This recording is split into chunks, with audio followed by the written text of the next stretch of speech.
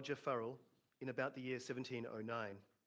It is clear that in assembling this extensive corpus, he was working from medieval Gaelic genealogies, many of which have no longer survived. So therefore, the importance of this collection can be measured by the fact that it presents and it preserves lost genealogies, which will greatly aid research into clan and family history.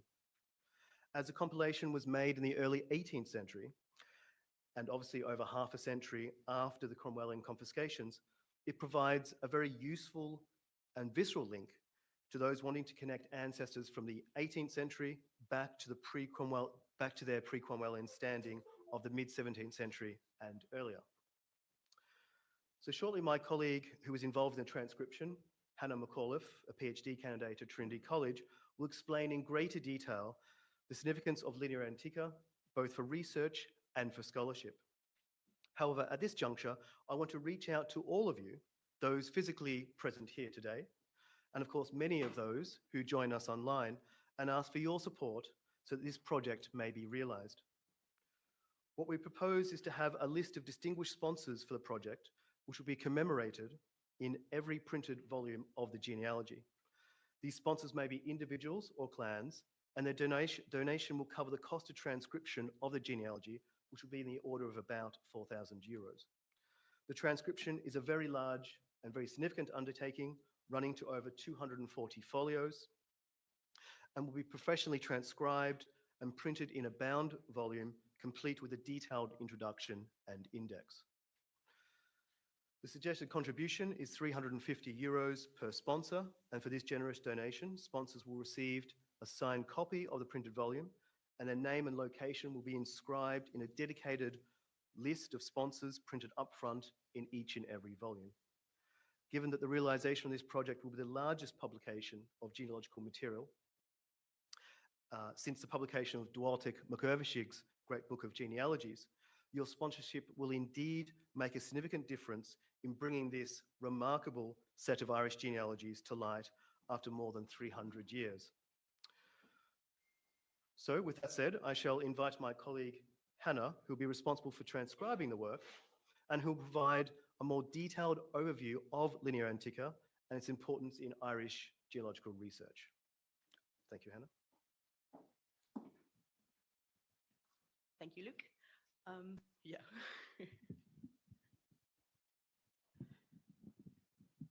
Perfect. Thank you. So hello everyone, my name is Hannah, and as Luke mentioned, I am currently doing a PhD in Trinity College, where I'm looking at early medieval Irish dynastic succession. So I'm looking at the ways the different families of early Ireland interacted with each other and chose their kings. As Luke also outlined, the Linea Antiqua is a document of huge historical significance for anyone interested in medieval Irish history or genealogy and family history. Being a medievalist of early Ireland with a particular interest in dynastic and genealogical history, I'm both of those things. And so I'm hoping that I can give you a good insight into both the provenance of the manuscript, as well as why it's considered so important by scholars today. The manuscript is currently housed in the Genealogical Office of the National Library of Ireland, and as Luke said, it is a grand total of 242 folios of about A3 size, so it's a big book. It has been described by scholars in the past as the most extensive source for Gaelic genealogy and for the arms associated with these Gaelic families, and it's one of several early modern compilations of genealogical material.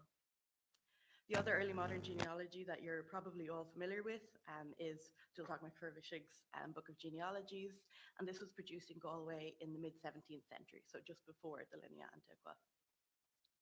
This places the Linea Antiqua among an early modern tradition of genealogical compilation, and so it's part of this important early modern tradition that we have in Ireland. It was compiled by a man named Roger O'Farrell, and while we don't know a whole lot about O'Farrell from other historical sources, we're fortunate enough that he did include his own family pedigree in the Linea Antiqua, so we do have the history of the O'Farrells in the book. From this, we know that he was of the O'Farrell family from Longford, and at the time of compilation, he was living in the town of Ballycorky in County Westmeath. He was the great-grandson of a man named Ariel O'Farrell Boy, who was the Gaelic Lord of South Amally. And then we also know that he was appointed Irish historiographer to Queen Anne around the same time as he was writing the Linea Antiqua. So he had quite a high profile both amongst Anglo-Irish communities in Ireland and Gaelic families.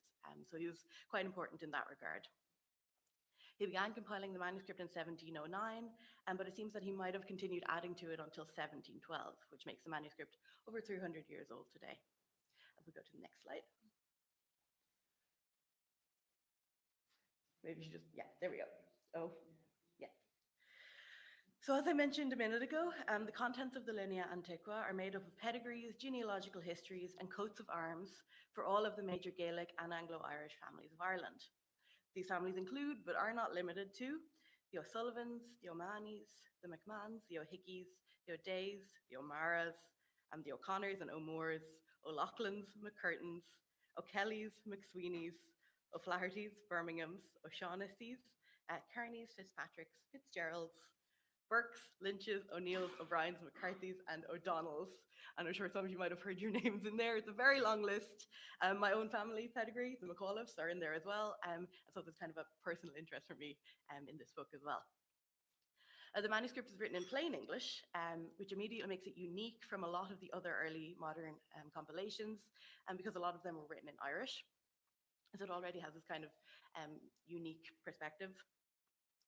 It's easy to read for the most part, but it does include quite a few odd abbreviations of words, and it conforms to early modern spelling conventions, so it can be kind of tricky to work through in that regard. O'Farrell's original work and marginal notes are written in ink, but there are also later 19th century annotations made by Sir William Betham in pencil, and they're starting to fade, but you can still make them out, and they're still quite helpful in their own regard. Rather interestingly, the manuscript opens with a section focused on tracing the origins of the peoples of Ireland back to the biblical Adam. The section details the legendary waves of invasion said to have brought human settlement to Ireland, and it mirrors attempts to do the same thing in both medieval texts, like the 12th century Lever Gavola Éireann, and other early modern texts like Geoffrey Keating's Forest Fassa Éireann. This opening section is then followed by king lists for all of the major provincial kingdoms of medieval Ireland, including the modern provinces of Munster, Leinster, Connacht, and Ulster, and the fifth royal kingdom of Meath. This in particular is really helpful for medievalists like me because it kind of brings all of the king lists into one place, and you don't have to go looking elsewhere for them. They're all kind of together on one page. The king lists are then followed by the pedigrees of each family. And each pedigree includes a written section detailing the generations of a family, as well as a description of each family's coat of arms, as you can see on the PowerPoint now. And it looks like there might have been an intention to illustrate the coats of arms here, because some of them do have coats of arms filled in with illustration, but not all of them are. Some of them are just described in English. If we move on to the next slide. Most interesting for me, and probably for a lot of people, are the family trees that are included in the text. They're hand-illustrated trees, and they're to kind of illustrate the contents of each pedigree. These family trees take on the appearance of actual trees. You can see that there are kind of branches connecting each generation, and they begin at the bottom with the progenitor of a line, and they branch outwards then with all of this man's descendants. Some of the trees, such as the one on the left here of the McGinnises, are quite simple. They're easy to follow. You can trace the lines quite easily, whereas some other ones, such as this one here on the right, are much more convoluted and complex. They tend to overlap quite a bit, and it takes a lot more kind of concentration to follow the branches of the tree. Some of the trees, like the one on the right here, also feature red, green, or yellow ink to highlight particular branches, and that kind of makes it easier to follow, and also kind of adds another illustrative element to the manuscript. If we go on to the next slide, Luke. Thank you. So as I mentioned at the beginning, genealogical manuscripts like the Linea Antiqua are of the utmost importance to medievalists and genealogists alike. We don't have a huge amount of genealogical material left at this point, and so when we do have something like the Linea Antiqua, it's really important to preserve it to the best of our ability. It's part of a much greater tradition of genealogical history in Ireland, and the significance of this for scholars really can't be understated. The earliest genealogies that we have in Ireland trace all the way back to the 5th century in the form of a series of poems about the earliest kings of Leinster. And that's a tradition that's over 1,500 years old now, so that's the tradition that the Linea Antiqua slots into. Most of our medieval genealogies, like the Book of Leinster, were compiled much later than this, in the 12th century, but they are important in their own right due to the fact that they based their contents on much earlier source material. From the end of the 14th century, we start seeing other genealogical compilations, such as the Book of Imana and the Book of Ballymote, and even later again in the 15th century, the Laud 610 manuscript was produced. After that, then, we enter the early modern period, and we start seeing these early modern manuscripts like McFirvishig's Book of Genealogies and the Linea Antiqua appearing. And again, these slot into this history of genealogical compilation in Ireland. Irish genealogies tend to follow a trend of tracing Irish families back to Erimon, who was one of the sons of Miel Espana. And Miel was the last of the legendary invaders of Ireland. And we see him in the Linea Antiqua, wherein his line is traced back to the biblical Adam through the sons of Noah. So we see that throughout genealogical material from early Ireland. Go to the next slide. So these earlier manuscripts that I've described are important for us today because they seem to be at the foundation of the Linea Antiqua.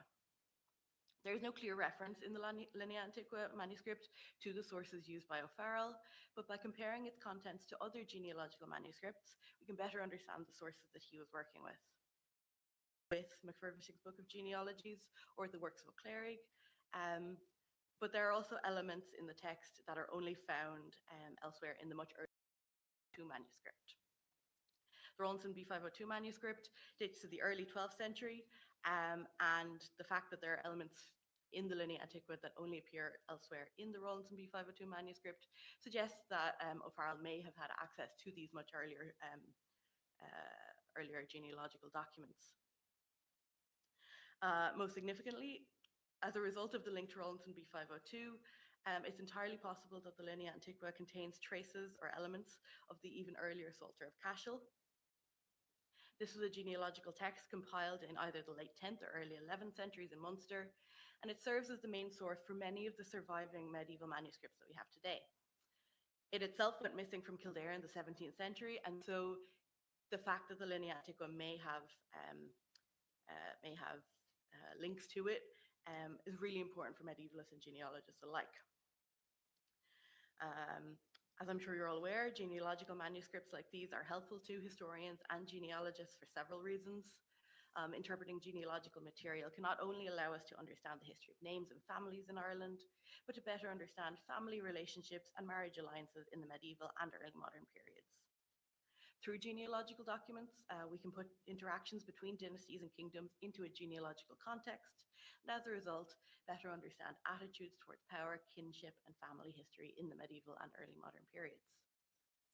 Go on to the next slide. The Linea Antiqua is certainly of huge significance due to its source material and provenance, there's no doubt about that. It's also, of course, of major importance because of its value as a source itself. Its primary function as a compilation of Irish pedigrees and king lists can help us to understand the medieval history of Ireland, as well as early modern attitudes to the Middle Ages. In consulting the Linea Antiqua, anyone with an interest in the pedigrees of the families of early Ireland can trace lineages from across the island. The inclusion of family trees and family crests further enhances this function. In addition to this function, however, the manuscript is of huge importance because of the information available in it that cannot be found in any other manuscript. The manuscript is the only text to include pedigrees from the period between 1660 and 1700. This is for the period, but O'Farrell maintains a genealogical record for them right up to the date of compilation. This is, of course, of huge significance for anybody trying to trace a family history, as it closes the gap between the middle of the 17th century and beginning of the 18th century. As a kind of bonus in this regard, the additions made by Sir William Betham in the 19th century attempt to continue some of these lines up to his time, and this brings some of the pedigrees even further up to date than the 17th century or the 18th century. Rather importantly, O'Farrell also includes the names of wives whenever possible in the Linea Antiqua. This was practically unheard of in earlier genealogies unless the wife held a particularly high status of her own, such as Brian Boru's wife Gormla. It's important to know the names of wives and mothers when possible, as they played an important role in dynastic succession. Powerful mothers were more likely to see their sons become king, and marriage alliances often maintained unstable times of peace in the kingdoms of medieval Ireland. Wives and mothers often had a huge amount of political sway over their husbands and sons, and so it's really important that the Linea Antiqua includes their names and pedigrees when possible. In doing so, the manuscript allows medievalists to better understand dynastic alliances and succession practices in the period. And we'll go on to the last slide. As I've said throughout the presentation, the Linea Antiqua is of huge importance to scholars across multiple fields, including genealogy, medieval studies, and Celtic studies. It allows us to understand both early and later genealogical history, including the formation of key dynastic groups, and a published transcription of the manuscript would be hugely valuable to the aforementioned fields of study. There have been calls from scholars in the past for a transcription to be prepared and published, and references in literature to the manuscript are often followed by a remark about the fact that it still remains unpublished. There are 2 transcriptions of the manuscript out there already, both done in the 19th century. The more famous of the 2 was done by Sir William Betham, who made all of the additional notes that I mentioned earlier on. But both of these transcriptions are quite outdated at this point, and they're both out of print now as well. As a result, they're really difficult to get your hands on, and I haven't even managed to find a copy of either yet. A lot of people with an interest in family history and genealogy aren't fortunate enough to have easy access to the physical manuscript in the National Library here in Dublin. And as a result, the text is currently completely inaccessible to a lot of people who would like to consult it in their own research.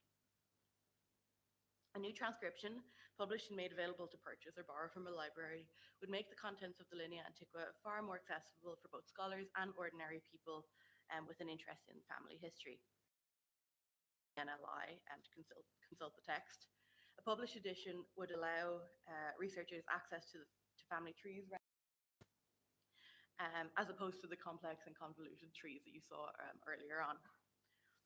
I find that reading the trees in this format makes them a lot more digestible in general, and as a result, they become much easier to use in my own research, and I'm sure it's the same for a lot of people. If the point of the manuscript is to preserve genealogical history for future generations to consult in their own historical research, then an accessible and easy to digest edition of the text would only serve to honor this goal, in my opinion. So that's my piece. I'll hand you back over to Luke to wrap it up, and thank you all for listening.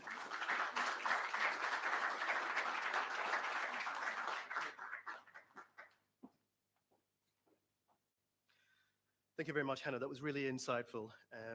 So perhaps to conclude, I wish to return to my initial proposal. The project to transcribe Linea Antiqua is both ambitious as it is important.